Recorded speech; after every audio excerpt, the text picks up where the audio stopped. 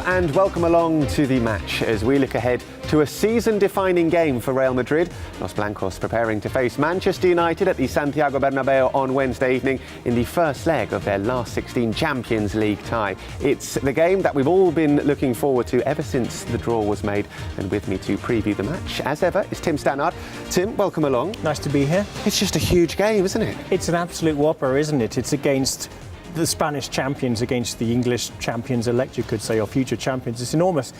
And it's carrying on the narrative, really, of Real Madrid's Champions League campaign so far this season. The group stages, of course, fantastic clashes against the Dutch champions, the English champions, the German champions. So it's only natural that they get yet another big club. And it's only the last 16, so there's a long way to go in the Champions League. But this does have the feeling of a semi-final or a final, simply because of the importance this game does have for Real Madrid. I've been reliably informed that there's more than 500 international journalists accredited for the game, just to give you an idea of just how big a story it is across the world. I mean, it's big news. Everyone's in town, and there are actually some really big, interesting-looking Champions League clashes. I mean, Celtic, Juventus, Barcelona, Milan, but this is the one that's got everyone's attention, simply because with Manchester United, they are top of the table and they are 12 points clear of Manchester City, but people in England are still going, we don't actually know if they're a really good side, despite the great statistic they have of 63 points in 26 games. And of course, Real Madrid are not doing so well in the league. So it's a fascinating clash because it's an interesting test to know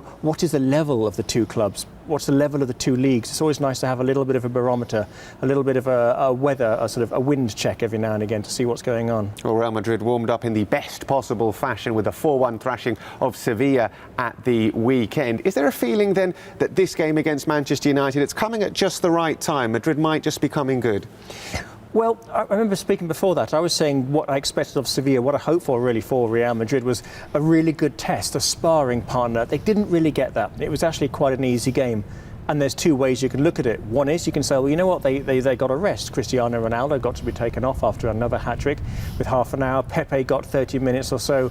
Xabi Alonso, Khedira got to rest. They didn't really miss Di Maria either. So, you know, you could say a preparation. But then again, Sevilla was such a poor opponent, such a disappointing opponent. You want to know whether or not Real Madrid are going to be ready for the intensity they're going to get from Manchester United from the off. I'm sure they are. So there's two ways of looking at that particular result. Yes, it was comfortable, but was it too comfortable? Of course, with injuries as well. Obviously, we're missing Iker Casillas, but Diego Lopez has come in. Pepe made his comeback from injury at the weekend against Sevilla. Like I said, things seem to be coming good on that front. Absolutely. He's going to have more or less a fully fit starting 11, or as near as fully fit as they can get. There are still some doubts over Xabi Alonso's having a groin injury at the moment. Marcelo's not quite ready. But Diego Lopez is made it so Iker Casillas isn't being missed, and Diego Lopez is going to prove to be one of the great signings of the last couple of seasons for Madrid. One of those where it's the winter window one, not too expensive either, but it was crucial. Absolutely vital. You do feel very secure with Diego Lopez in goal. You do also feel very secure with Cristiano Ronaldo up front. 182 goals in 179 matches for Real Madrid for Cristiano Ronaldo. Scored a hat-trick at the weekend. He's got 6 goals in 6 Champions League matches this season. He's just been in sensational form. Absolutely phenomenal. And against Sevilla, he only seemed in second or third gear as well, but we saw one of those great counter-attack efforts, but a really beautiful left-foot shot. And I know there was a lot of English journalists who are at the Bernabeu. They're over 3 or 4 days. They want to make a long stay of this particular game. And so perhaps for them, it was the first time for a long time they've had a good look at him. And one thing I noticed that someone said was how direct he was compared to the player he was at Manchester United. He still does the step-overs and tries to beat his man. But the way you see him play now in the league and the Champions League for Real Madrid, it's just like route one, basically. He doesn't need to do the step-overs, doesn't need to try and beat them. He just runs at them and shoots very, very hard. It's a very simple, very basic way of playing football. It is Pro Evo FIFA 2013 style. And that's what he's doing. And he's going to be absolutely vital in this game. I know it's one that he's really looking forward to. And it's just going to be fascinating to see other people's opinions of him who may not have seen him much over the last few years because they haven't been watching Real Madrid or the Spanish League much, to see what a difference, what a great footballer, well, he already was a great footballer, what an even better footballer he's become since leaving Old Trafford in 2009. I think it is the goal-scoring factor, his game, that's just gone up a level since he came to Real Madrid. He scored 40-plus goals in his last season at Manchester United. Here he's just taken it to the next level. I still maintain, and I wrote this week, that I think he's bargain of the century, even though he's the most expensive footballer at some 90 million, but is it 181, 122 goals? How many assists can you add on top of that? If you look at the value of all those compared to the cost of some other players in the last few years, what he's given to Real Madrid, he's given titles, he's given leadership, he's given so much. Absolutely. Well, all eyes will be on Cristiano Ronaldo on Wednesday evening, not just because of his scintillating form, but also because of the fact he's going to be coming up against his former team, Manchester United. Well, the forward has been speaking about what it's going to be like to face his former teammates. Não, estávamos a treinar e alguns jogadores estavam a falar de que qual equipa que íamos apanhar. We were training and some players were talking about the teams we could come up against, and I was sure that we're going to be drawn against Manchester United. I've been wanting to play against them for some time now and was certain that this was going to be the time. I've got really good memories, a lot of emotions, and it's going to be a match where I'm going to feel a lot because I was there for almost 6 years and I've still got a lot of friends there. It's going to be a match with a lot of feelings for me. Certainly is going to be a match with a lot of emotions for Cristiano Ronaldo. Let's take a look then at who Tim thinks is going to start for Real Madrid on Wednesday evening. Obviously, Cristiano Ronaldo is in the starting lineup. You've put Pepe in there. Yeah, because we're not really sure yet of the fitness of Varane. He unfortunately wasn't able to play with France and join the French camp. Missed out on the weekend's game. I just think about how well he was playing in that match against Barcelona, the form he was in. So wouldn't surprise me if he starts instead. We saw Pepe play half an hour in midfield, so that's one doubt.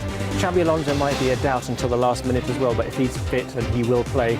You might see Khedira pushing up. There's talk of SEN playing in midfield, so this is maybe about 80% right, but I think it's going to be Benzema and, of course, Cristiano Ronaldo. Marcelo not quite fit yet, so Quentrell filling in on the left. So that's a general idea of who might be starting for Real Madrid against Manchester United on Wednesday evening. Let's talk about Manchester United a little bit then. As you said, 12 points clear at the top of the English Premier League.